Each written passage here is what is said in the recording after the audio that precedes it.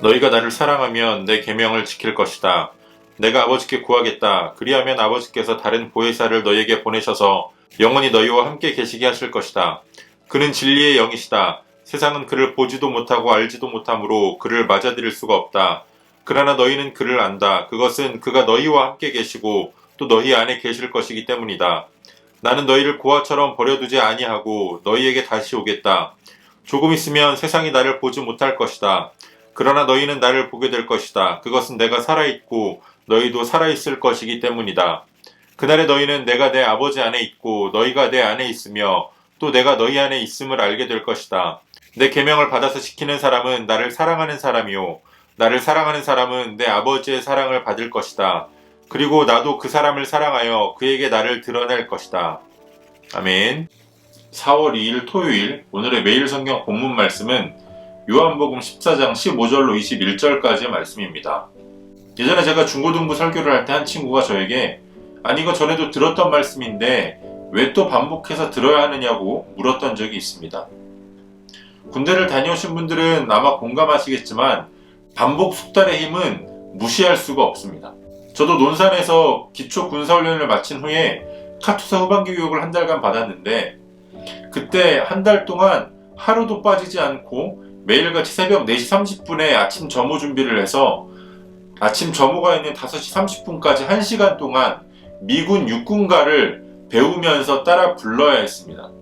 지금 벌써 제대한 지가 10년이 넘었고 어디서 그 노래를 듣거나 또 부를 일도 없지만 아직도 그 미군 육군가는 머릿속에서 떠나지를 않고 있습니다. 이것이 반복 숙달의 힘입니다. 성경을 보면 하나님께서도 이 반복을 굉장히 잘 활용하시는 것을 볼 수 있습니다. 이스라엘 백성들을 구원하시고 또 그들이 하나님의 은혜를 잊어버리고 불순종하면 그들을 심판하셨다가 또 그들이 회개하면 다시 그들을 구원해 주시는 그 과정을 굉장히 많이 반복하시고 나서 이스라엘 백성들을 향해서 너희는 그 과정을 기억해라.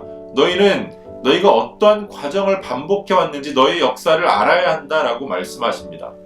오늘 본문에 예수님께서도 나의 계명을 지키라고 하는 말씀을 본문의 시작과 끝부분에 반복하시는 것을 볼 수 있습니다.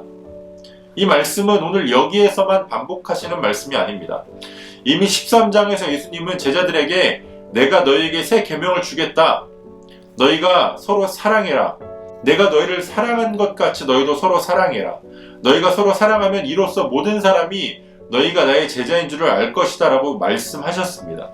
그 말씀을 오늘 다시 한번 반복하시는 겁니다. 나를 사랑하면 내가 준 계명, 서로 사랑하라고 하는 그 계명을 지켜라 라고 말씀하시는 겁니다.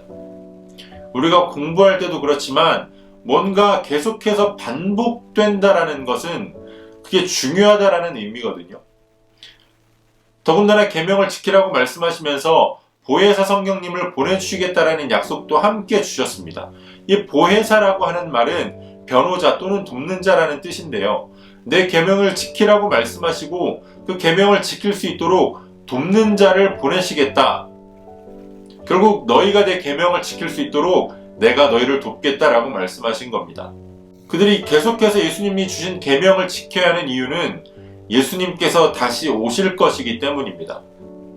예수님이 십자가 달려서 죽으시고 그걸로 모든 것이 끝난다면 상관없지만 예수님은 십자가에 달리시고 또 부활하셔서 그 부활의 생명, 그 영생을 주님을 믿는 모든 자들에게 주실 것입니다.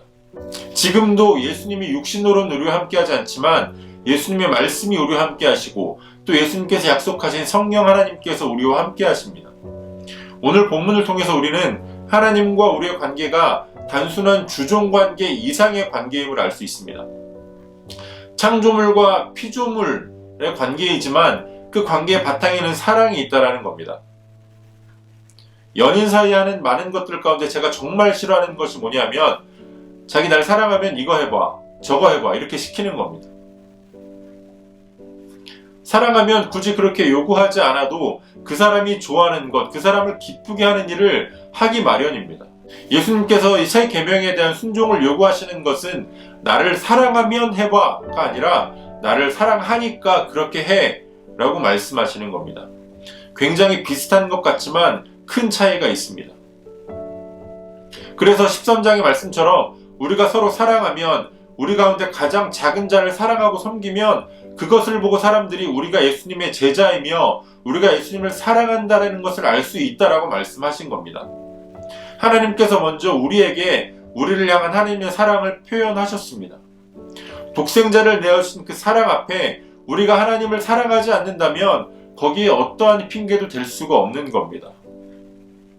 우리를 향하신 하나님의 사랑이 일방적인 짝사랑이 되지 않고 우리가 예수님께서 주신 새 계명을 지킴으로써 서로 사랑함으로써 하나님에 대한 우리의 사랑을 우리의 삶으로 고백할 수 있는 우리 모두가 되기를 소원합니다. 오늘도 우리에게 주신 본문 말씀을 몇 번 더 읽으시면서 여러분들에게 개별적으로 주시는 하나님의 음성을 묵상하시고 또 각자의 기도로 오늘의 묵상을 모두 마치도록 하겠습니다.